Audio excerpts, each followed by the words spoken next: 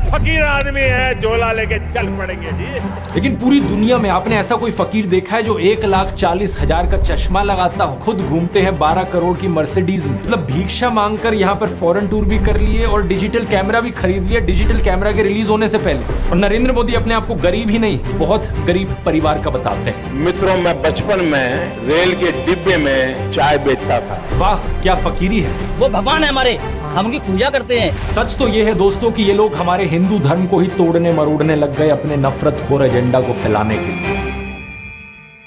नमस्कार दोस्तों, जर्नलिस्ट अनिल यादव एक बीजेपी वर्कर मंगल वाजपेयी से बात कर रहे थे कानपुर में। मंगल एक लोडर का काम करते हैं, यानी गाड़ियों में सामान चढ़ाने का काम करते हैं। क्या नाम बताए? योगी साहब, मेरा मंगल वाजपेयी। मंगल वाजपेयी है, यहाँ लोडर का काम करवाते हैं। साथ ही साथ ये बीजेपी एमएलए महेश त्रिवेदी के लिए वॉलंटियर भी करते हैं। ये उम्मीद जता रहे थे कि बीजेपी इस बार 400 पार करेगी। चुनाव में किसका माहौल है? बीजेपी जीतेंगी, बीजेपी जीतेगी 400 के ऊपर।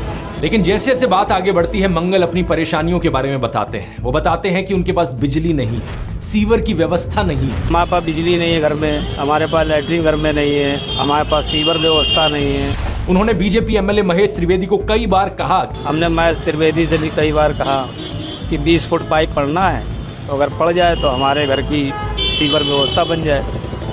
नहीं बन पाई। उन्हें कुछ भी नहीं मिला और ना ही उन्हें कुछ मिलने की उम्मीद है। त्याग तपस्या की मूर्ति है कि कुछ नहीं मिला, लेकिन उसके बावजूद कोई शिकायत नहीं है और ना कोई उम्मीद है मिलने की, और ना उम्मीद है मिलने की। लेकिन फिर भी वो खुद को भाजपा का भक्त कहते हैं। लेकिन ये तो कहा जाता है ना कि भूखे पेट ना होए भजन गोपाला। इस पर मंगल वाजपेयी जवाब देते हैं कि ऐसा कुछ नहीं है, आदमी बालू खाकर भी पेट भर सकता है, यानी कि मिट्टी खाकर भी पेट भर सकता है। सब हो जाता है अगर संत चाह लेगा।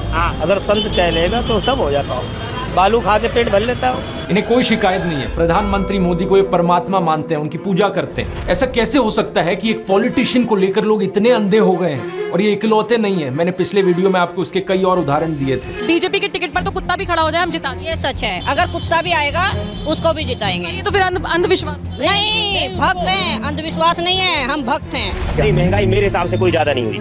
अब मैं 10 साल से बनियान नहीं पहन रहा, देखो आप। वो भगवान है हमारे, हम उनकी पूजा करते हैं। ऐसा हुआ है इमोशनल मैनिपुलेशन और ब्रेन वॉशिंग की वजह से। एक बड़े स्केल पर देश में लोगों का ब्रेन वॉश किया गया है, और जो माफिया यहाँ पर ब्रेन वॉश कर रहा है लोगों का, वो 4 डिपार्टमेंट्स पर काम करता है। पहला डिपार्टमेंट लोगों में गर्व और अहंकार भरता है कि आप महान हो क्योंकि आप हिंदू धर्म में पैदा हुए। दूसरा डिपार्टमेंट आपको एहसास दिलाता है विक्टिमाइजेशन का, कि सदियों से, 1000 सालों से आपके पूर्वज विक्टिम बनकर रहे थे। तीसरा डिपार्टमेंट आपके अंदर डर भरता है कि आपको खतरा है उन लोगों से। और चौथा डिपार्टमेंट यहाँ नरेंद्र मोदी को मसीहा बनाता है कि सिर्फ नरेंद्र मोदी ही आपको बचा सकते हैं। पहले 3 डिपार्टमेंट्स की मैं 3 अलग अलग वीडियोस में ऑलरेडी बात कर चुका हूं। अब वक्त है इस चौथे डिपार्टमेंट को एक्सपोज करने का। नरेंद्र मोदी की कल्ट ऑफ पर्सनैलिटी, कैसे इनके इतने सारे फेलियर्स के बाद भी लोगों को इमोशनली मैनिपुलेट किया जाता है कि लोग इन्हें भगवान मान बैठे। आइए जानते हैं आज के इस वीडियो में।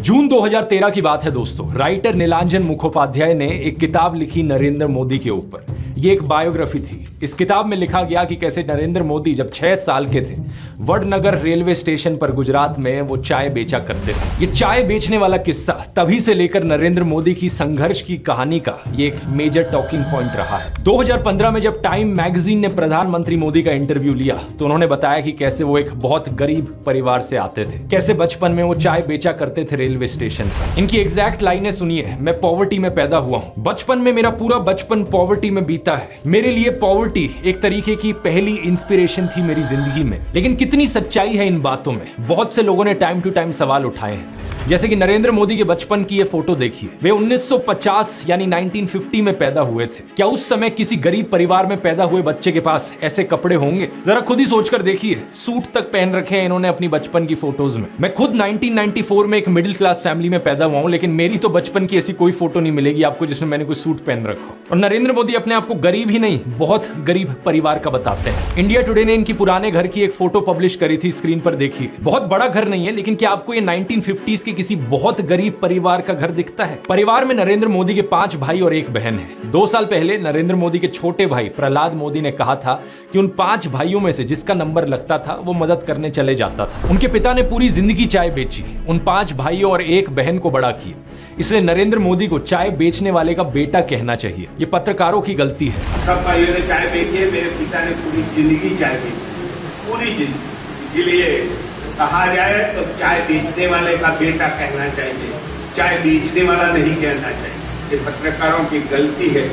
2014 में कांग्रेस नेता अहमद पटेल ने कहा था कि नरेंद्र मोदी कभी चाय वाला नहीं थे, बल्कि वो एक कैंटीन ठेकेदार थे। अब कांग्रेस की बात पर कितना यकीन किया जाए नहीं किया जाए, लेकिन 2021 में बीजेपी ने भी ये कैंटीन वाली चीज अनइंटेंशनली एक्नॉलेज करी थी। रेलवेज मिनिस्टर अश्विनी वैष्णव ने इंस्ट्रक्ट किया ऑफिशियल्स को कि वो वडनगर रेलवे स्टेशन पर एक कैंटीन को ब्यूटीफाई करें। इंडिया टुडे के आर्टिकल में यह क्लियरली लिखा हुआ है और इसके नीचे एक फोटो भी लगी है इस टी स्टॉल / कैंटीन की, जो नरेंद्र मोदी के पिता चलाया करते थे। हाल ही में लिखे गए CNN के इस आर्टिकल को देखिए। नीलांजन मुखोपाध्याय खुद कहते हैं कि मोदी की जो पॉवर्टी की कहानी है वो ग्रॉसली एग्जैजरेटेड है, यानी कि बहुत बढ़ा चढ़ा कर लोगों को बताई गई है। इतना ही नहीं, एक दूसरे आर्टिकल में नीलांजन बताते हैं कि नरेंद्र मोदी के पिता के पास इतने पैसे थे कि वो मोदी और उनके भाइयों को स्कूल भेज पाए, और स्कूल जाने का मतलब था कि वो कहीं और फुल टाइम काम नहीं कर सकते थे, बस वो स्कूल के बाद अपने पिता का हाथ बटाया करते थे। ये सब सुनकर एक बहुत बड़ा सवाल आपके मन में आएगा कि ऐसी कहानियों को क्यों बढ़ा चढ़ा कर हमें बताया जाता है। नीलांजन कहते हैं ऐसा इसलिए किया जाता है ताकि इंडियन पब्लिक को एक आइडिया बेचा जा सके।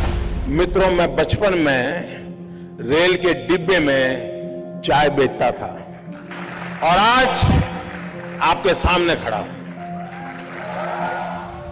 कोई भी इंसान अगर समझदारी से सोचे तो वो जानता है कि इस बात से फर्क नहीं पड़ता। एक अच्छा नेता गरीब परिवार से भी आ सकता है और अमीर खानदान से भी आ सकता है, और यही चीज कही जा सकती है एक बुरे नेता या डिक्टेटर के बारे में भी। उदाहरण के तौर पे बात करें, कंबोडिया का जो डिक्टेटर था पोल पॉट, वो एक अमीर खानदान से आता था, लेकिन इटालियन डिक्टेटर बेनिटो मुसोलिनी एक गरीब परिवार में पैदा हुआ था। उसके पिता एक ब्लैक स्मिथ थे और वो बड़े गर्व के साथ इन चीजों को प्राउडली एक्सप्रेस करता था कि कैसे वो जनता के बीच से निकल कर आया है। रशियन डिक्टेटर जोसेफ स्टालिन के पिता एक मोची थे, यानी जूते बनाने वाले, और माँ एक धोबिन थी। और दुनिया का सबसे जाना माना तानाशाह हिटलर भी एक गरीब परिवार में पैदा हुआ था, लेकिन गरीब परिवार में पैदा होने का मतलब ये नहीं कि उसने गरीबों के लिए काम किया था अपने करियर में। उल्टा जानते हो क्या, हिटलर चंदा धंधा का मॉडल चलाता था अपना खुद का। उसके समय में बहुत सी क्रॉनी कैपिटलिस्ट कंपनियों ने करोड़ों का प्रॉफिट कमाया। IG फार्बन, डॉयचे बैंक, BMW, कुछ गाड़ियों की कंपनीज जिनको आज आप जानते हैं और कुछ लोग इन गाड़ियों के पीछे बड़ा भागते हैं, पोर्शे, मर्सिडीज बेंज, फोल्क्सवागन, इन सब कंपनियों ने चंदा डोनेट किया था हिटलर को अपने समय में। 2016 में BMW ने माफी भी मांगी थी इस चीज को लेकर। इस आर्टिकल को देखिए, रिग्रेट एक्सप्रेस किया था कि वो एक समय पर हिटलर को सपोर्ट किया करते थे। इंडिया की बात करें तो हाल ही में हमने देखा इलेक्टोरल बॉन्ड स्कैम। मैंने पूरा वीडियो बनाया इस पर कि कैसे ये एक घोटाला नहीं बल्कि घोटालों का भंडार था। बहुत सी कंपनियों को इससे फायदा हुआ और आम जनता को नुकसान। पिछले 10 सालों में प्रधानमंत्री मोदी के मित्र जैसे कि गौतम अडानी भरपूर तरीके से अमीर बनते रहे और देश के 80 करोड़ गरीब लोगों को 5 किलो मुफ्त अनाज लेने पर मजबूर कर दिया गया। बेरोजगारी और महंगाई ने गरीब लोगों की कमर तोड़कर रख दी है आज के दिन। अब तो ऐसी सिचुएशन आ चुकी है कि नरेंद्र मोदी खुद को गरीब परिवार का बताते हुए जिन राहुल गांधी को एलीट वर्क का प्रोजेक्ट करते थे, युवराज कहते थे, आज वही राहुल गांधी खुल्लम खुल्ला गरीबों को कह रहे हैं कि वो गरीबों के हैं और नरेंद्र मोदी अडानी अंबानी जैसे अमीर सेठों के हैं। अडानी को बिना मजदूरी बिना कुछ लाखों करोड़ रुपए देते हैं तो कहते देखो देखो देखो विकास हो रहा है। हमने मनरेगा किया, मजदूरी के लिए पैसा दे रहे हैं और कहते हैं गरीबों की आदत बिगाड़ रहे हैं। मैं आपका हूं, वो उनके हैं। राहुल गांधी कह रहे हैं कि जितना रुपया नरेंद्र मोदी ने अडानी को दिया है उतना रुपया वो देश के गरीब लोगों को देंगे। और मैं देश को फिर से दोहरा के कह रहा हूँ, जितना पैसा नरेंद्र मोदी जी ने इनको दिया है ना, उतना ही पैसा हम हिंदुस्तान के गरीब लोगों को देने जा रहे हैं। महालक्ष्मी योजना, पहली नौकरी पक्की योजना, इन योजनाओं के माध्यम से करोड़ों लाखपति बनाएंगे। इन्होंने 22 अरबपति बनाए, हम करोड़ों लाखपति बनाए। प्रधानमंत्री मोदी इसका ज्यादा जवाब दे नहीं पाए। उल्टा उन्होंने कोशिश करी थी ये कहने की कि अडानी अंबानी एक्चुअली में कांग्रेस के साथ मिले हुए हैं। जरा ये साझा घोषित करें इस चुनाव में कि अंबानी अडानी से कितना माल उठाया है। मार्च में आई इस रिपोर्ट को देखिए, भारत में इनकम इनइक्वालिटी 100 साल में सबसे ज्यादा हो गई है। इतनी बुरी हालत अंग्रेजों के जमाने में भी नहीं होती थी। ऐसे में अगर राहुल गांधी ने संकल्प लिया कि अगले 5 सालों में वो सभी 22 करोड़ गरीब लोगों को गरीबी से निकाल देंगे तो इसमें क्या गलत किया। लेकिन पीएम मोदी इस बात पर भी तंज कसने लगे। उनके पास खुद कोई अपना विजन नहीं है। 80 करोड़ लोगों के हाथ में कटोरा पकड़ा दिया और अगले 5 सालों के लिए यही 5 किलो अनाज वाली स्कीम एक्सटेंड कर दी। ना रोजगार का कोई प्लान बताया है, ना महंगाई कंट्रोल कैसे होगी ये बताया, ना गरीबी कैसे हटेगी ये बताया। और जब राहुल गांधी ने सबके लिए रोजगार की बात करी तो प्रधानमंत्री मोदी उनका मजाक उड़ाने लग गए। कांग्रेस के शाहजादे ने अभी घोषणा की, आप भी सुन करके हंसोगे। सुनाऊं? जोरों से हंसना पड़ेगा आपको। और आपको ये भी मालूम कि ये टेम्पो में पैसा देते हैं, क्या ये आपका पर्सनल एक्सपीरियंस है क्या? फरवरी 2020 में गुजरात में नमस्ते ट्रंप इवेंट हुआ था, तो गरीबों को छुपाने के लिए एक 1600 फुट लंबी दीवार बनाई गई थी। जरा खुद सोचकर